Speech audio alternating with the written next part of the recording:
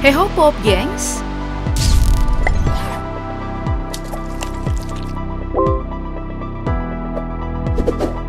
Beberapa waktu kemarin, Menteri Pertahanan kita, Bapak Prabowo Subianto, menjadi pembahasan. Bagaimana tidak, Ketua Umum Partai Gerindra ini kaget setelah solusi perdamaian yang diusulkan untuk Ukraina ditolak mentah-mentah. Bahkan proposal tersebut membuat Prabowo sempat dianggap sebagai antek-antek Rusia. Nah, penolakan dari Ukraina ini banyak dianggap bahwa Ukraina tidak ingin damai karena kondisi mereka yang bisa menahan gempuran Rusia yang sudah lebih dari 1 tahun. Apalagi di sana mereka sempat unggul berkat bantuan dari Amerika dan juga NATO. Bahkan sebab banyaknya bantuan, sudah ada beragam spekulasi yang bermunculan. Bagaimana nasib Putin sebagai presiden Rusia jika mereka kalah perang? Apa yang akan terjadi dengan pemerintahan Rusia? Dan bagaimana tanggapan dunia internasional?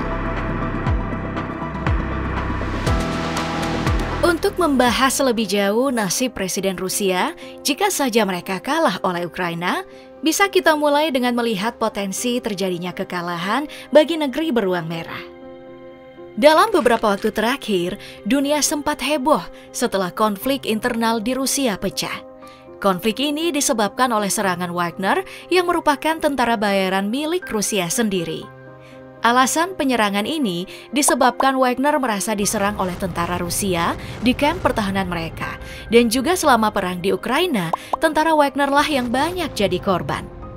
Konflik ini memang sangat panas karena melibatkan dua tokoh besar yang dekat dengan Putin, yaitu bos Wagner, Yevgeny Prigozhin, yang menuding kalau mereka dikhianati oleh Menteri Pertahanan Rusia, Sergei Shoigu. Dalam akhir konflik ini, Wagner memang menarik pasukan mereka dari Rostov sebelum masuk untuk melakukan penyerangan di Moskow. Prigozhin memberi keterangan kalau mereka mundur karena tidak ingin pertempuran di bagian internal Rusia. Hal ini pun mengakhiri masa darurat keamanan yang diumumkan.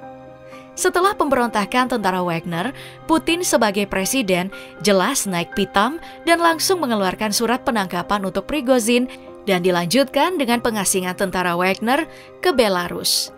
Pemerintah Rusia juga bilang akan menghentikan semua pembiayaan Wagner jika geng ini tidak kooperatif terhadap pemerintah Rusia. Nah, pemberontakan dari Wagner ini memang tidak berlanjut, namun menjadi indikasi besar bahwa keadaan internal dari Rusia tengah terpecah belah. Keadaan konflik internal dari Rusia memang bukan hal baru. Jauh sebelum Wagner mengalami kekecewaan di perang Ukraina, sponsor-sponsor Putin saat dia mencalonkan presiden di tahun 2000 kemarin juga telah kecewa lebih dulu. Perlu kita tahu, di Rusia ada segelintir elit yang dikenal sebagai oligarki Rusia. Mereka ini adalah segelintir orang yang menguasai beragam sektor bisnis di Rusia, mulai dari minyak hingga ke sektor pertanian. Kelompok ini memang dikenal kebal akan segala hal berkat uang yang mereka miliki. Makanya mereka punya modal besar untuk menjadi sponsor Putin saat mantan mata-mata tersebut mencalonkan diri sebagai presiden. Namun sayang, setelah Putin menang dalam pemilihan presiden, dirinya berbalik melawan para oligarki. Dalam sebuah pertemuan yang dilakukan tahun 2001 dengan para oligarki, dengan mencengangkan Putin bilang kalau dirinya tidak bergantung pada para oligarki. Namun sebaliknya, oligarki ini ada karena Putin yang mengizinkan. Dalam pertemuan tertutup tersebut, Putin ikut menegaskan untuk semua oligarki agar tidak macam-macam pada pemerintahannya. Jika bergerak melawan arus, Putin tidak segan-segan untuk memiskinkan, bahkan memenjarakan para oligarki. Nah, setelah pertemuan itu, para oligarki ini pun jelas naik pitam dan banyak yang menyangka Putin cuma mengancam. Namun sayang, apa yang dikatakan Putin bukanlah main-main.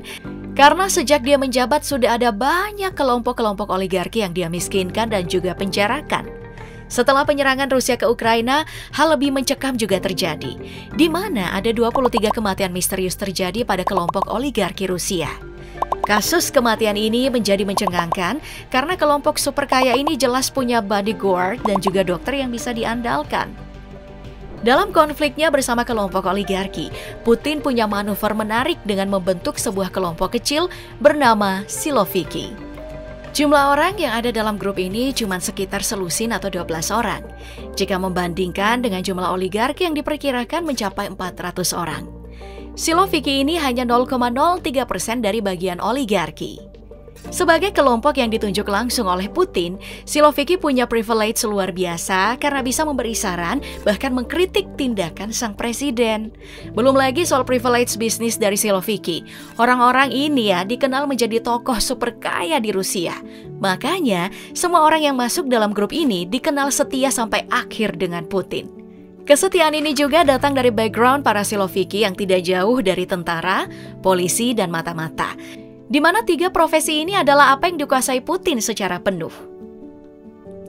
Nah, jika perang tersebut berlanjut dan oligarki tidak bisa apa-apa, sebenarnya Siloviki punya kesempatan untuk melakukan kudeta diam-diam.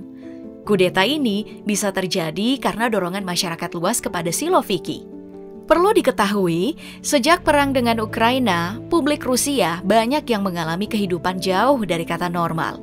Mulai dari harga bahan pokok menjadi mahal, gaji yang semakin menurun, sampai PHK di mana-mana yang disebabkan oleh sanksi barat. Kekecewaan dari masyarakat paling mencengangkan lainnya juga datang dari bantuan pasukan Rusia. Siapa sangka kalau Rusia mengirim banyak bantuan pasukan dalam perang melawan Ukraina dari orang-orang tidak terlatih seperti anak-anak bahkan juga lansia.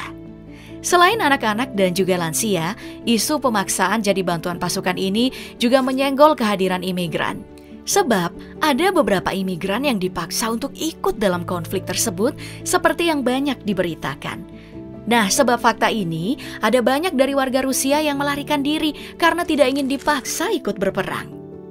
Dengan semua tekanan kehidupan dan kekecewaan yang dirasakan masyarakat, Siloviki jelas bisa mendapat tekanan. Nah, tekanan ini bisa berupa kudeta diam-diam atau paling tidak melobi Putin untuk tidak lagi ikut mencalonkan sebagai presiden di tahun 2024 mendatang.